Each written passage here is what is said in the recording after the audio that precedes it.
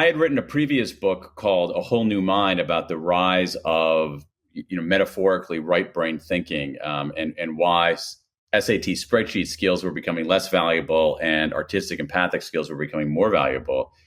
And, one of the things that one of my credos as a writer is that I think that books are conversations. And so I always welcome communication from readers, and I try to respond to every single email from readers. And I started getting some questions about saying, well, if this is right, so how do you motivate people to do these kinds of things? Because it seems like a lot of the motivation for creative efforts or for empathic efforts or for big picture efforts come from within rather than from without.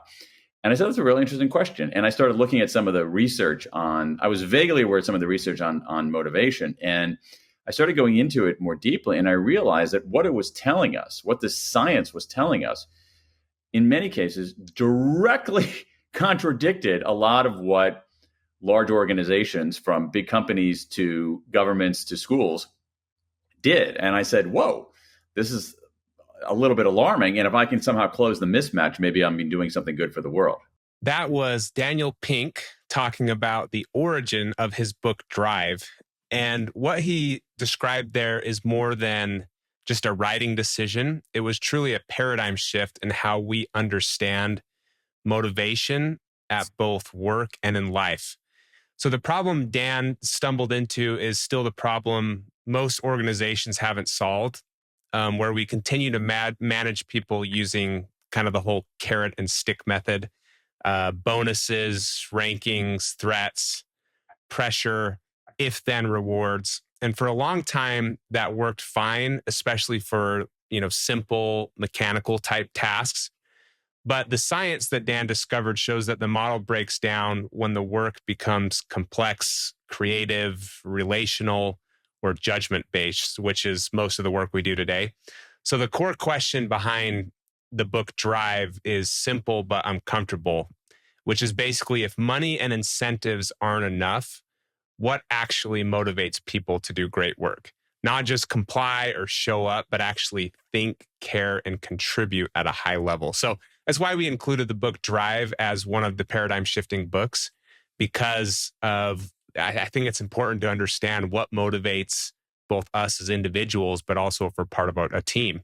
So let's jump into another clip where Dan gets into a little bit about the intellectual backbone of Drive. So he lays out the research as plainly as it gets, explains why the motivation system most organizations still rely on actually works in some cases and then fails badly in others. And then he breaks down what psychologists call if-then rewards and why they help with simple short-term tasks, but undermine complex creative work. So the clip that we're going to play here kind of reframes incentives and compensation and control in a way that's hard to ignore. So let's hear Dan. All right, this is a longer clip, so I'm going to play it at 1.5, a little bit faster speed. But obviously, when we I've listened to this one a couple times too. So okay, yeah. So maybe I'll just do the last couple minutes. I can give you the summary. I mean, I can save everybody the trouble of reading, the first several chapters of the book, because I can, there's a punchline here, which is this. If you look at the research in human motivation, here's what it says pretty clearly. There is a certain kind of motivator that we use in organizations. Psychologists call it a controlling contingent motivator. Too many words for me. I like to call it an if-then reward, as in if you do this, then you get that. If you do this, then you get that. Here's what 60 years now of social science tells us. If-then rewards are very effective for simple tasks with short time horizons. Why? Human beings have that second drive. We like rewards. We like them a lot. You dangle a reward in front of me, of anybody, you got my attention. You've got my attention in this very narrow focused way. That's very good if the task is algorithmic. That is, if you're following a recipe, following a set of rules, marching down a set of steps to a clear conclusion. If-then rewards are pretty effective for simple tasks with short time horizons. But the same body of research tells us that if-then rewards are less effective for complex tasks with long time horizons. And the reason is the same. Human beings love rewards. We have that second drive. You dangle a reward in front of somebody, you have their attention in that narrow focused way. That's good for simple tasks, but for complex tasks, for creative tasks, when you don't even know what the task is, when you're trying to figure out what the question is, you don't want to approach it narrowly. You want to have an expansive view. And so what we have is we have this operating system built on that second drive, saying that if then rewards are the way to motivate people. And that's true for some things. But if you look at the workforce today, an increasing portion of what we do on the job is not simple, routine, algorithmic, and short term. That kind of work is increasingly being automated. So what more people are doing on the job is work that requires more judgment, creativity, discernment, conceptual thinking. And what we need is a different operating system for motivating people to do those kinds of tasks. The problem with if-then rewards is that if-then rewards are a contingency. The problem with if-then rewards is not the reward. It's the contingency, the if-thenness of it. Because if-thenness is a form of control. And human beings have only two reactions to control. They comply or they defy. So you can do simple algorithmic work if you're compliant. It's very difficult to do complex creative work if you're just compliant. And so that's one thing. The second thing is that I would argue that salaries are, well, let's even put a finer point on it. Let's just talk directly about money rather than salaries per se.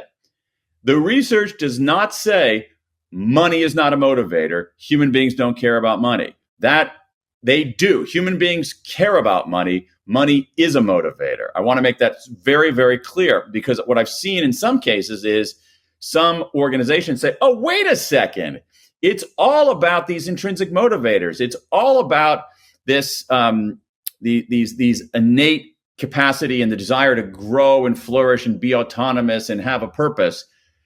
Great, I can scrimp on people's salaries and recompensate them in units of bliss. Bad idea. Money matters. Money matters. But it matters in a way that is slightly more nuanced. Here's what the research tells us very clearly. Even from one of the very first organizational motivation researchers, Hendrik Hertzberg, like 70 years ago, money is a threshold motivator.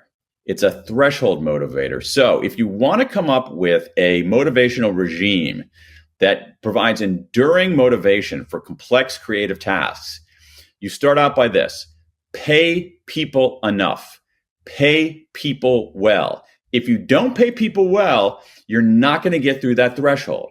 Human beings are exquisitely attuned to the norm of fairness. If you treat people unfairly, they're not going to be motivated. So if I am not getting a sufficient salary, if I'm getting less than other people doing my job, if I'm getting less than I deserve, I'm not going to be motivated. I'm not going to get through that threshold. So there's a paradox here. In many ways, the best use of money as a motivator is to pay people enough to take the issue of money off the table. Because what you want on more complex if you want for simple tasks, raising the salience of money is actually smart. If I'm here at my desk and you want me to stuff a lot of envelopes, you should pay me per envelope and give me a bonus for every 50 envelopes I stuff. I will stuff more envelopes. All right. You want to raise the salience of money. But if you want me to come up with a great new business idea, if you want for me to devise a new advertising campaign, if you want me to write a cool new piece of software the world didn't even know it was missing, you actually don't want me thinking about the money.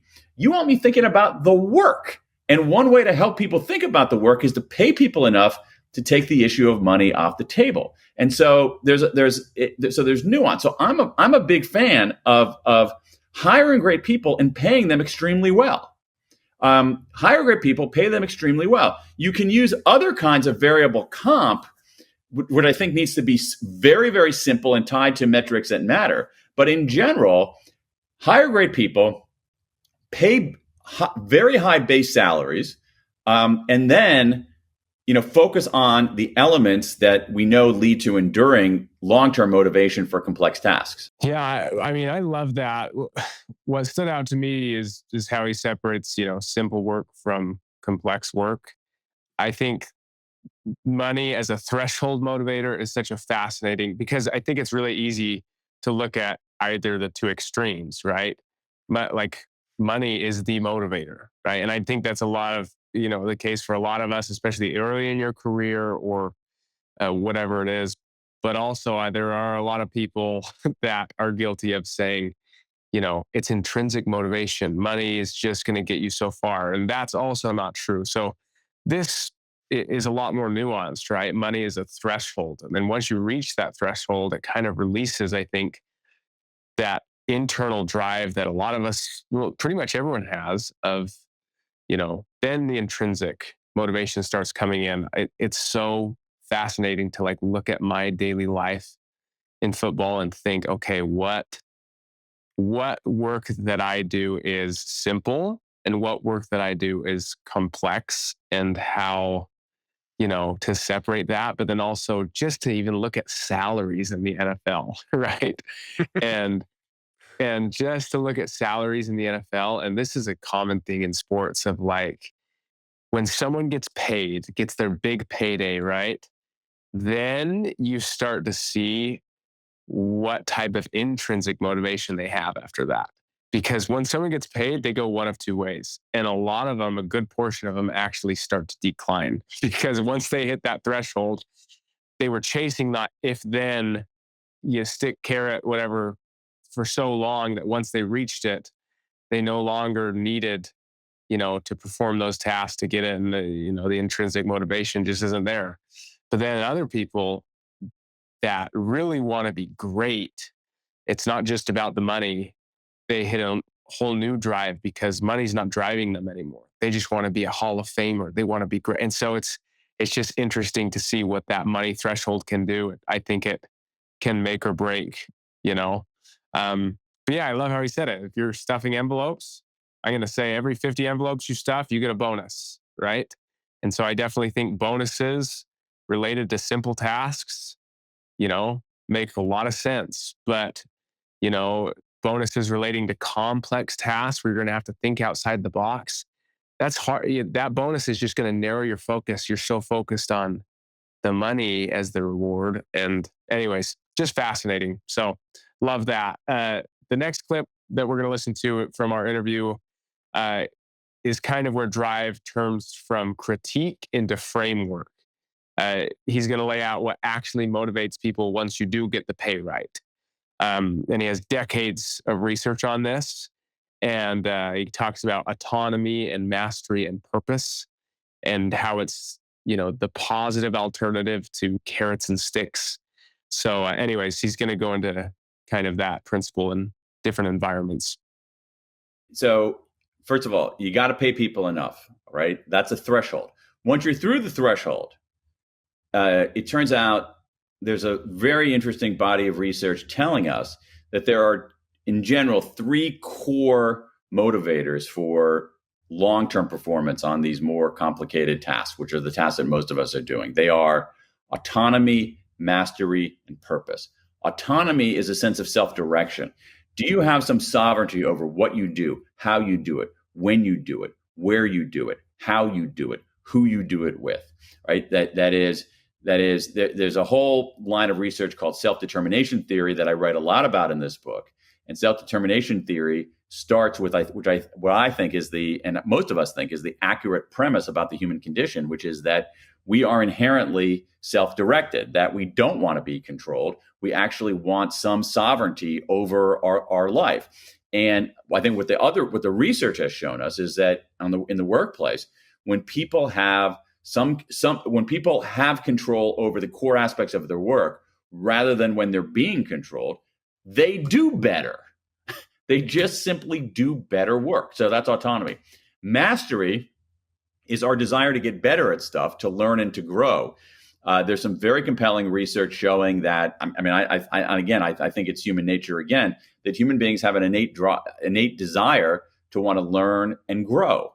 I think that anybody with children realizes that when, any young kid, first of all, any kid you see is going to be autonomous and self-directed. Any young kid you see is going to want to learn and grow. That's who we are as human beings. There's also some other very powerful research from Teresa Mabule at Harvard Business School showing that the single biggest day-to-day motivator on the job is making progress in meaningful work. And so mastery is, are you learning, growing, making progress, getting better at something that matters? And finally is purpose. And purpose is, to oversimplify just a bit, purpose is knowing why you're doing something, not simply how to do it. Is your work making a difference in the world? Or is it simply, making a contribution somewhere? Are you a cook in a restaurant and your food is being enjoyed? Are you a customer service rep and you've actually solved somebody's problem? Are you working inside of an organization and today you helped a teammate get a project out the door? So human beings are motivated by a sense of purpose. And so again, pay people well, and then come up with environments where people can have a sense of autonomy, a sense of mastery, and a sense of purpose. I'll tell you a experience that I feel like I, relate to this with. This was my third year in the NFL. I had an injury, and as I was coming back, I was on scout team for a while. I didn't know if I was going to be pulled up to active roster. My injury was still kind of lingering. And, playing scout team is the dirty work of the football team, right? They don't care about you. You're just a body. They're just going to throw you out there, make you run miles, right? And talk about like simple work, right? Simple work. And it's just like, I'm literally doing this just to make money. And I'm going to, it's really easy to fall into the trap of, I'm going to do the bare minimum because I want to stay healthy. And there's no point in this. Like no one cares about me. And I'd say a good portion of scout team players fall into that at some point. But it gets, monotonous day after day like that. And I'll tell you, I remember I had a coach that really made me feel like he valued me as a scout team player because I gave a good look to the defense for all the small, shifty guys. And him and the linebacker specifically came up to me one game after they played a small, shifty receiver. And they made me feel great about myself. They were like, he had nothing on you all week, right? You were a better player than he was. And that literally opened my mind to like feeling like I was contributing. Whereas before, I literally felt like there was no purpose in what I was doing. But those players and the coaches basically telling me like, man, that helped us. And I love how you kind of imitated this player. Going forward, I saw so much more purpose in my job as a scout team player even. And like I was contributing to something, but also it just opened my eyes to like, oh, I'm not just trying to like get better. I'm trying to imitate the player that we're going to be playing against next week. So I would watch a little bit of film on the player and try and do a few of his movements so that our defense could get a good look. And it was just cool. It was so much better than, just falling into the other trap. But it's because I felt purpose. I felt like I was appreciated. And anyways, I think that shows up a lot in sports. Yeah, no, you bring a unique perspective, Britt, with the sports element and the NFL. What I love about the book Drive, I love just the clip we just listened to because the way that it frames, ever since I read the book years ago, I've always been able to remember autonomy, mastery, and purpose as what motivates people. And so ever since I read the book and kind of had that paradigm shift, it's helped me look at many situations, whether it's sports or work or in a family or a church, whatever the organization is, and kind of say, okay, this connects directly to leadership and to life. Because you think about autonomy, you give people autonomy that requires trust. You don't give people autonomy unless you believe they're capable. Mastery requires patience because you can't rush growth without breaking it. And purpose requires contribution. So people want to know that what they're doing matters to someone beyond themselves, kind of like the example you shared, Britt, on being on practice squad. So what I believe Dan is really saying is that motivation isn't something you apply to people. It's something you design for them. Now, obviously, not all of us may be in the position of designing it, but I think just being aware of it alone can be helpful. But when you're able to create environments that respect autonomy and support mastery, and then connect work to purpose, then that motivation, the human motivation, follows and kind of kicks in.